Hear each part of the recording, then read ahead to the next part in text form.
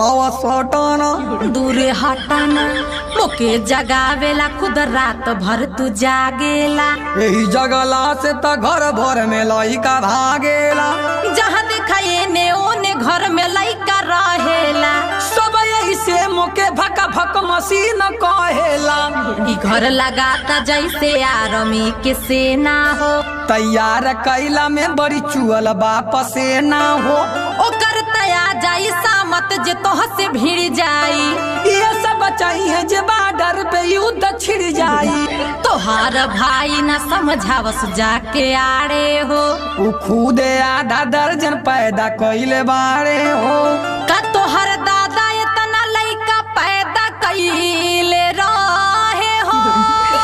अरे हमार दादा सबके घर में घुस के सबके भौजाइन के पटैले।